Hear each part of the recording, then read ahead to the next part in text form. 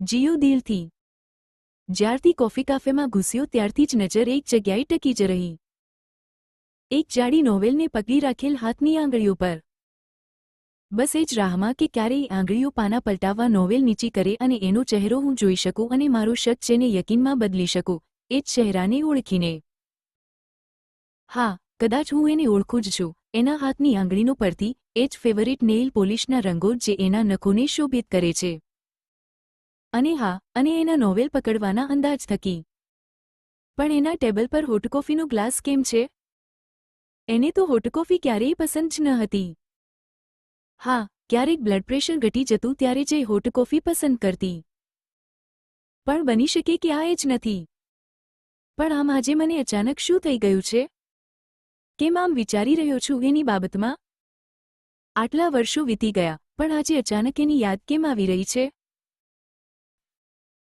એક મિનિટ માટે હું સમસમી ગયો મારા વિચારોથી અને હું આજે જૂઠું કેમ બોલી રહ્યો છું પોતાની સાથે જ? એક પણ સમય એવો નથી વીત્યો આટલા વર્ષોમાં કે ક્યારેય એની યાદ ના આવી હોય। હરેક પળ એને યાદ કરી જ છે। મારી દરેક પ્રાર્થનામાં એના લગ્નજીવનમાં એની ખુશી જ માંગતો રહ્યો છું। અને એ પણ કે જ્યારે 2 કલાકથી પણ ઓછો સમય એકમેક સાથે વિતાવ્યો હોય। આજે પણ એ સમય મને જિંદગી જીવવાની તાકાત આપી રહ્યો હોય એમ કેમ લાગે છે?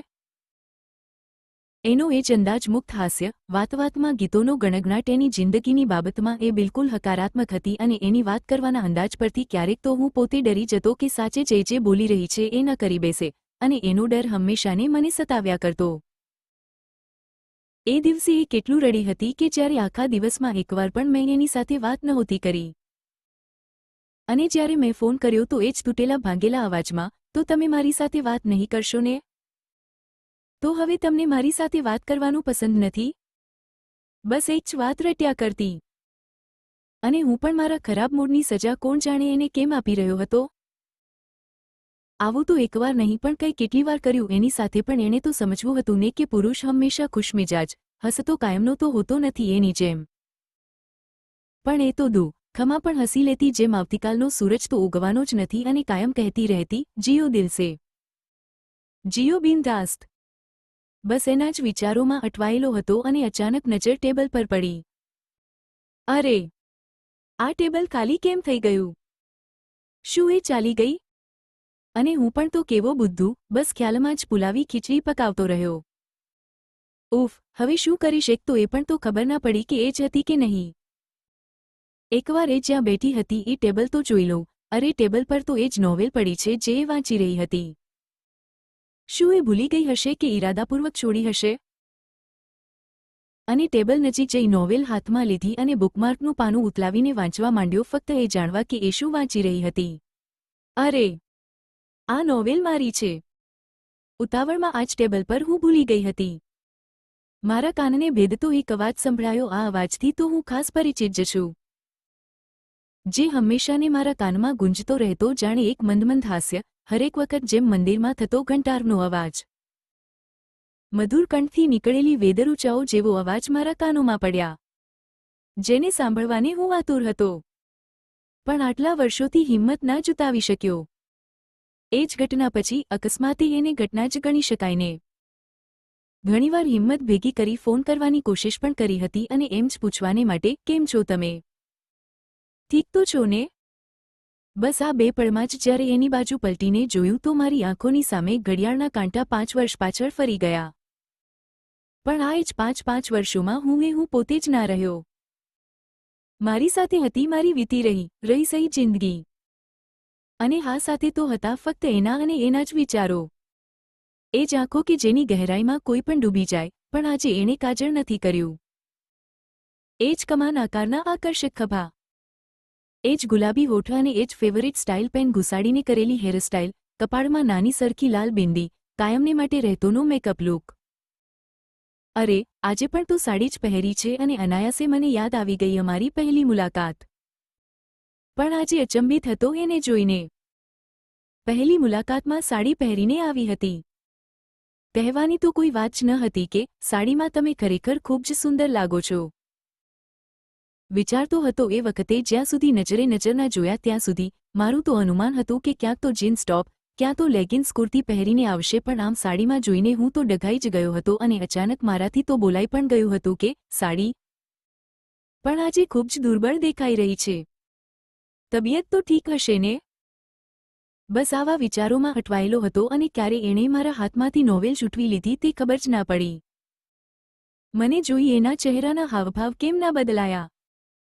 પણ એ તો એક પળમાં જ મારા ચહેરા પરના આશ્ચર્ય, હર્ષ, ઉલ્લાસ અને તડપ એકસાથે જ જોઈ લીધા હશે. હું સારી રીતે જાણું છું એની એ જ આદત લોકોના ચહેરા વાંચવાની, અને આ વખતે પણ મારા હાલહવાલ તો એનાથી છુપા તો રહ્યા જ નહીં હોય ને. પણ આજે આટલી શાંત કેમ છે? અને એ કાચી પાતળી મુસ્કુરાહટ સાથે બસ હેલ્લો જ કહી શક્યો. શું મને મળીને એને ખુશી ના થઈ? કે પછી 5 વર્ષ પહેલાં જે ઘટના બની ચૂકી હતી એનાથી હજી પણ નારાજ છે મારાથી? એણે પણ તો હેલ્લો કહેતા હંમેશાની માફક મારી સામે હાથ પસાર્યો અને મેં એને હંમેશાની જેમ એને હક આપવા મારા હાથ ફેલાવ્યા, પણ એ તો મારા ફેલાયેલા હાથ જોઈને થંભી જ ગઈ અને હું ચંકવાઈ ગયો. પણ મારા હાવભાવ સાવ કુદરતી જ હતા. કેમ છો? અને અહીં કોફી કાફેમાં કેવી રીતે? બસ આનંદમાં, મારા ઈશ્વરના આશીર્વાદ છે. તમે કેમ છો? હું પણ ઠીક છું. પણ અહીં કેવી રીતે? ઘણી વખત સાંજના સમયે હું અહીં આવું છું. શાંત જગ્યા છે, શોરબકોર ઓછો હોય છે, તેથી વાંચવામાં ખલેલ નથી પડતી. આસાની રહે છે. ઘરે બધા કેમ છે? ખબર છે. ક્યારનો અહીં બેઠો બેઠો તમને જ જોઈ રહ્યો હતો અને લાગ્યું કે તમે જ છો, પણ અહીં તમે હશો જ કેવી રીતે?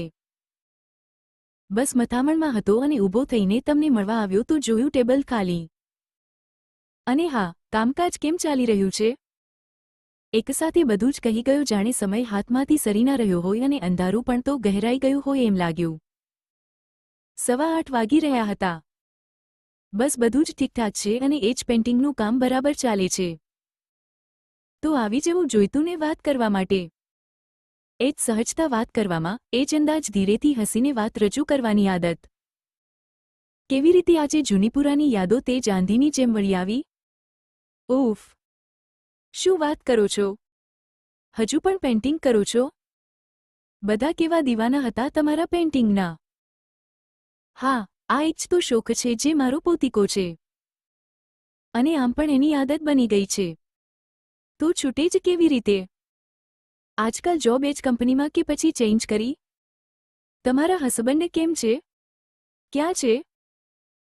જોબ એ જ જૂની કંપનીમાં. સારું લાગે છે મને ત્યાં કામ કરવાનું અને ત્યાંનું ફ્રેન્ડલી એટમોસ્ફિયરને પસંદ કરું છું, એટલે જોબ કન્ટિન્યુ છે. પણ મારા ડિવોર્સ થઈ ગયા છે. તો પછી મને ખબર નથી કે એ ક્યાં છે. મારા પગતળેથી તો એના છૂટાછેડાની વાત સાંભળીને ધરતી જાણે ખસકી રહી હોય એમ લાગ્યું, પણ મારા અંદર ઉમટેલા સૈલાબને ના રોકી શક્યો અને એનો હાથ કલાઈથી પકડી લીધો. પણ એ તો જાણે પહેલેથી જ જાણતી ન હોય કે હું આમ જ કરીશ અને કોઈપણ જાતની પ્રતિક્રિયા વગર ત્યાં જ રોકાઈ રહી. બોલો, શું જાણવા માંગો છો? અને હા, તમને એતરાજ ન હોય તો આપણે ચાલતા ચાલતા વાત કરીએ. મારી કાર થોડી દૂર પાર્ક કરેલ છે. અને હું જાણે બીના નાવિકની નાવની જેમ એની સાથે જ વહી નીકળ્યો. આ બધું કેવી રીતે બની ગયું? મારા દિમાગમાં ઘણા સવાલો એકસાથે ઉત્પન્ન થવા લાગ્યા. હું એને કંઈ જ કહેવા માટેનો ઇંતજાર પણ ના કરી શક્યો અને ફરી પૂછી બેઠો. શું હું સંવેદનાહીન થઈ ગયો છું? મારી વારે ઘડીએ એક જ વાત એને પૂછવી, શું એને તકલીફ નહીં મહેસૂસ થતી હોય? પણ હું તો એની તકલીફને જાણવા માંગતો હતો અને સહભાગી થવા માંગતો હતો. મારા મનમાં વિડંબણા સાથે એક ગહેરો ઘાવ છુપો રહ્યો અને વિષાદ ભરીને વિચારતો રહ્યો કે એ જ સમયે કેમ હું એને સાથ ન આપી શક્યો જ્યારે એક મિત્રની એને સૌથી વધારે જરૂરિયાત હતી. મને તો ક્યારેક કહ્યા કરતી હતી કે એની દરેક વાતો કહ્યા વગર જ સમજી લેતો હોઉં. મને પૂર્વાભાસ થઈ જતો એની બાબતમાં તો ખરેખર હું એનાથી એટલો જ દૂર થઈ ગયો છું. હું એટલું પણ ના જાણી શક્યો કે એ કેટલી મુસીબતમાં હશે. 5 વર્ષ વીતી ગયા. બસ બધું જ ખતમ થઈ ગયું. તમે ક્યાં રહો છો? તમારા પિતાના ઘેરે? મારા આ સવાલનો જવાબ ના જ હશે એનો મને પહેલેથી જ અણસારતો હતો, પણ ઔપચારિકતા ખાતર મેં પૂછી જ નાખ્યો. મેં તો જાણો જ છો કે મને સેલ્ફ ડિપેન્ડન્ટ રહેવું જ વધારે પસંદ છે. બસ અહીં નજીકમાં જ રહું છું. મારા ઘરની આટલી નજીકમાં રહેતી હોવા છતાં ક્યારેય પણ મને એનો સામનો કેમ ના થયો? શું હું મારી પોતાની પરેશાનીથી એટલો ઘેરાઈ ગયો હતો કે આસપાસનું કંઈ જ ના જોઈ શક્યો? કેટલું ભાડું છે? ના, ભાડે નથી. પોતાનું જ ખરીદી લીધું 1 વર્ષ પહેલાં જ. સાંભળીને ટાઢક વળી, જેટલી ફોરેન ટ્રીપ મારીને ના વળી હોય એટલી, આટલી ખુશી તો ક્યારેય પોતાની મનપસંદ કાર ખરીદીને પણ ના મળી હોય એટલી. કેવી રીતે બીજાની ખુશીમાં આપણે આનંદની અનુભૂતિ પ્રાપ્ત કરી લેતા હોય છે. પણ હું તો હંમેશા એને મારી પોતાની જ માનતો હતો. હા, કોઈ સંબંધ ના રહ્યો અમારી વચ્ચે, પણ પોતીકું માનવા માટે મારું દિલ સંબંધોનું મહેતાબ પણ તો ના હતું. થોડા મારા શબ્દો અને થોડી ખામોશી કાર પાર્કિંગ તરફનો રસ્તો ક્યારે પસાર થઈ ગયો એની તો ખબર જ ના પડી અને અમે પાર્ક કરેલી કાર સુધી પહોંચી ગયા. ઓહ કે C you another day and other time. અરે, હજી કોઈ વાત જ નથી થઈ અને તું જઈ રહી છે? હા, જવું તો જરૂરી છે. એક પેઇન્ટિંગ અધૂરી પડેલી છે તો એને પૂરી કરવી છે અને કાલે ઓફિસ પણ તો જવાનું છે. તો ફરી ક્યારે મળી શકીશું? જ્યારે તમે કહો ત્યારે. તારો ફોન નંબર ભૂલી ગયા કે પછી ડિલીટ કરી નાખ્યો? મારો નંબર એ જ છે. ઓહ કે I will call you letter. ઘણો સમય વીતી ગયો તારી સાથે વાત કરતા.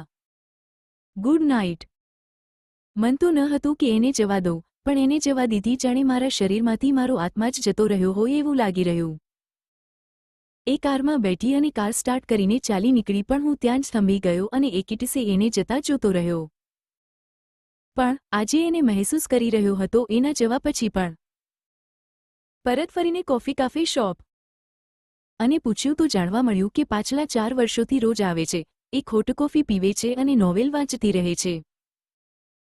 રોજ સાંજના 6 વાગ્યે આવે અને 8 વાગ્યે જતી રહે છે. હંમેશા એકલી જ આવે છે. રાતભર હું સૂઈ જ ના શક્યો. પથારીમાં સૂવા તો પડ્યો, પણ જાણતો હતો કે આજે મને ઊંઘ તો નહીં જ આવશે. અનાયાસે આજે મને એકલતા વધારે લાગવા માંડી. વારે ઘડીએ મોબાઈલ ઉઠાવીને વિચારું છું કે એક મેસેજ કરી દઉં, પણ પોત એડવર્ટાઇઝમેન્ટ આની જાતને એમ કરતા રોકી રહ્યો. બસ એ જ વિચારીને કે એને બહુ જ તકલીફ આપી ચૂક્યો છું, હવે વધારે એને તકલીફ આપવા નથી માંગતો. મારી આંખો સામે વારે વારે એ જ ઘટના તરી રહેતી હતી. આ એ જ ઘટના જેનાથી મારી જિંદગી જ બદલાઈ ગઈ હતી. મારું બધું જ બદલાઈ ગયું હતું, પણ એવો અંદાજ તો સહેજ પણ ના હતો કે એની જિંદગીમાં પણ આટલું મોટું તોફાન આવી ગયું હશે. એવું તો શું ઘટિત થયું હશે? એ તો ઘણો જ પ્રયત્ન કરી રહી હતી એનું લગ્નજીવન કાયમ રહે તે માટે. હા, સાસરામાં થોડીક પરેશાની તો પહેલેથી જ હતી, પણ એનો પતિ તો એને ખૂબ જ પ્રેમ કરતો હતો. તે છતાં પણ કાશ એ દિવસે એ બીના ના ઘટી હોત તો કમસે કમ એની આવી મુશ્કેલીમાં તો એની સાથે ઊભો રહી શક્યો હોત. એ દિવસે અચાનક મારી પત્ની કોફીશોપમાં આવી ધમકી હતી અને એને શું ન કહેવાનું કહ્યું હતું. એને ગાળો પણ તો મારી પત્નીએ દીધી હતી. ત્યાં બેઠેલા લોકોમાં તો તમાશો જ બની ગયો હતો. એને રોકવાની તો પૂરી કોશિશ કરી હતી, પણ હું નાકામયાબ જ રહ્યો. પછી તો જબરદસ્તી મારી પત્નીનો હાથ પકડી એને ઘેર લઈ ગયો. હા, પરેશાની તો અમારા લગ્નજીવનમાં પહેલેથી જ હતી, પણ એને ક્યારેય જતાવ્યું જ ના હતું. એની સામે તો હંમેશા મારી પત્નીની તારીફ જ કરતો રહ્યો. બસ હું ઘરની વાત બહાર પાડવા નહોતો માંગતો અને મને તો એમ હતું કે બધું જ ઠીક થઈ જશે. જ્યારે પરેશાની વધતી જ ગઈ, ક્યારેક લગ્નજીવનમાં, ક્યારેક ઘરમાં તો ક્યારેક નોકરીમાં. પછી તો હું તેનાથી દૂર થતો ગયો. મને એમ લાગતું હતું કે જો એની સાથે વાતોનો સિલસિલો ચાલુ રાખીશ તો એ મારામાં છુપા દર્દને ઓળખી જશે અને મહેસૂસ કરી લેશે, તો એ દર્દ હું એની સાથે વહેંચવા નહોતો માંગતો. એ પોતે જ એની પોતાની મુશ્કેલીઓથી ઘેરાયેલી તો પહેલેથી જ હતી અને એની સાથે વાત કરી એની જ પરેશાનીમાં વધારો કરતો રહું. પણ હા, એણે હંમેશા એની પોતાની પરેશાની, દુઃખ કે દર્દ મારી સાથે સહભાગે વહેંચતી રહી, મને જતાવતી રહી. ક્યાં કે મને એનો પોતાનો સમજતી હતી એ પણ ખાસ. પણ મેં એને ખૂબ જ હેરાન કરતો રહ્યો. ક્યારેક વાત કરતો બંધ થઈ જતો તો ક્યારેક બેરૂખી દેખાડતો રહેતો. રૂબરૂમાં મુલાકાત કંઈ ખાસ વધારે તો ન હતી, ફક્ત 2 જ વાર. અને એમાં પણ બીજી મુલાકાતમાં તો તમાશો જ ઊભો થઈ ગયો. તમાશાને તો તેડું થોડું હોય. એ દિવસે મારી પત્નીને બહાર લઈ જતા વિચાર્યું પણ નહીં કે હું ક્યારેય હવે ફોન કરવાની હિંમત પણ નહીં જુટાવી શકીશ. જાણું છું કે એ સ્વાભિમાની છે અને હવે ફરી ક્યારેય મારી સાથે વાત ના કરશે. અને એ બાબતમાં પૂછશે પણ નહીં, જેમ આજે ના પૂછ્યું કે હું કેમ છું. શું એ હજી પણ નારાજ છે મારાથી એ જ વાત પર? 5 વર્ષ વીત્યા પછી પણ મારા જ જખમ મને ઉરેચી રહ્યા ના હોય. આખી રાત આંખોમાં જ વીતી ગઈ. સવારની બેસબોરીથી રાહ ના જોઈ રહ્યો હોવ અને સવાર પડતા જ પહેલા ગુડ મોર્નિંગ નો મેસેજ મોકલ્યો. આખો દિવસ રાહ જોતો રહ્યો પણ એનો રિપ્લાય ના આવ્યો. આ બાજુ કામમાં મન નહોતું લાગી રહ્યું અને સાંજના 5 વાગી રહ્યા હતા તો પણ મારી નજર મોબાઈલ પરથી હટતી જ ન હતી. પણ આજે મન પણ જાણે કંઈક કહી રહ્યું હતું કે એનો રિપ્લાય નહીં જ આવે. અને સાચું જ છે તો આવી બનેલ ઘટના પછી કોઈ પણ સ્વાભિમાની સ્ત્રી શું કામને લાગણી રાખે? અને એ તો સ્વાભિમાની અને લાગણીશીલ બંનેનું મિશ્રણ. મને ખબર હતી એ જ કે એને મારી ફિકર ખૂબ જ રહેતી પણ કદાચ મારા લગ્નજીવનમાં મુશ્કેલી ના લાવવા માંગતી હોય. એવું પણ તો બની શકે. અરે હા, કોફી શોપના વેઇટરે એ જ તો કહ્યું હતું ને કે રોજ સાંજે 6 વાગ્યે રોજ આવે છે એમની કોફી શોપ પર. અને 5 વાગ્યે હું ત્યાં પહોંચી ગયો. દિલ જોરથી ધબકી રહ્યું હતું અને મનમાં સંશય જરૂર હતો કે એ આવશે કે નહીં આવશે. એક મિનિટ એક સદી જેવી વીતી રહી હતી. તું આવશે ને? અને મારી નજરને કોફી શોપના દરવાજે ટકાવી બેસી જ રહ્યો. હલ્લો, કેમ છો? મને ખબર જ હતી કે તમે અહીં જ મળશો. સોરી, સવારે તમારા મેસેજનો રિપ્લાય ના આપી શકી. સવારથી જ મારો મોબાઈલ બગડેલો છે. અને પાછળ ફરીને જોયું તો એક આકર્ષક કાળા રંગની સાડી લપેટીને ઊભી હતી.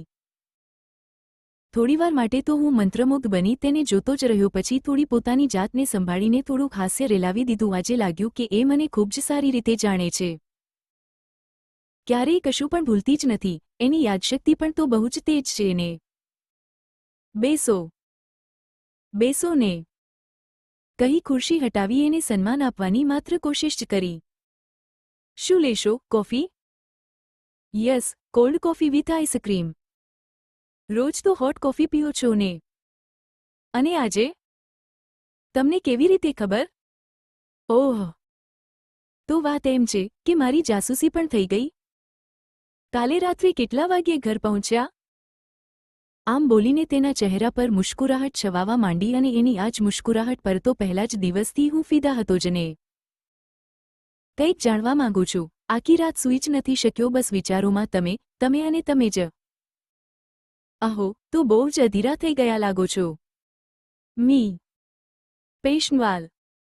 ચાલો તમે પૂછો, હું જરૂરથી જણાવીશ જે તમે જાણવા માંગો છો તે. તમે મારો સવાલ તો જાણો જ છો, બસ કહેતા જાઓ. હું આજે તમને જ સાંભળવા માંગુ છું. બસ એ જ દિવસની વાત શરૂ કરું છું જ્યારે તમને છેલ્લીવાર મળી હતી. એ દિવસે તમારા ગયા પછી હું પણ ઘરે જતી રહી અને ઘરે પહોંચીને એમને ફોન કર્યો કે જલ્દીથી આવી જાય. એમને જણાવવા માંગતી હતી કે હું પ્રેગ્નન્ટ છું. બસ એમને ખુશખબર આપવા માંગતી હતી કે જેનો ઇંતેજાર તેઓ પાછલા 3 વર્ષથી કરી રહ્યા હતા.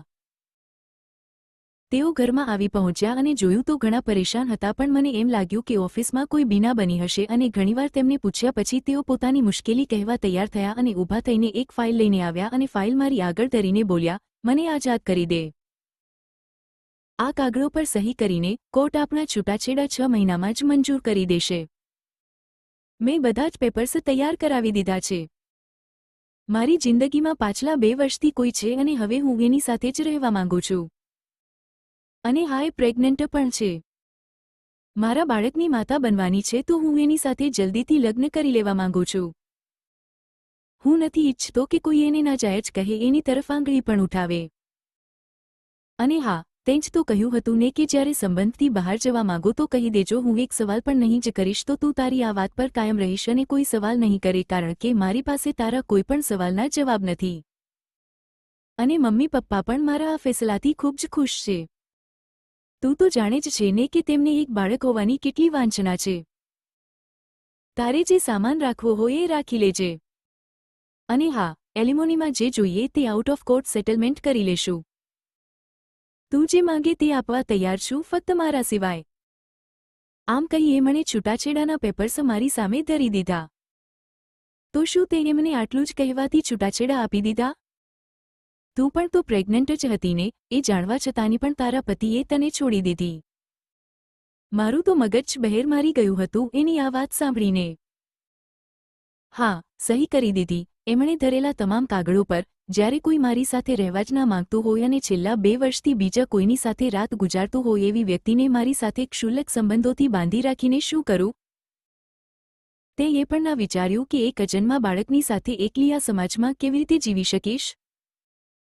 એ મારે વિચારવાનું હતું અને એવા બંધનમાં એમને બાંધવા પણ યોગ્ય ન હતું, જેથી કરીને મેં એમને જણાવ્યું જ નહીં કે હું પ્રેગ્નન્ટ છું. ના જણાવ્યું? કેમ? એમનો પણ તો જાણવાનો હક્ક તો હતો જ ને. હા, જાણવાનો હક્ક હતો એમનો, પણ આ વાત જણાવી હું અમારા લગ્નનો સોદો કરવા નહોતી માંગતી. મારા અજન્મા બાળકની દુહાઈ આપી એમનો સાથ ખરીદવા નહોતી માંગતી. તમે તો જાણતા જ હતા ને કે તેઓ મારે માટે શું માયનામાં હતા. એમને કેટલો પ્રેમ કરતી હતી, પણ તમે જ કહો પ્યારમાં સોદો કરવો ઉચિત રહે તે? ઓહ, ક્યાં ક્લાસમાં છે?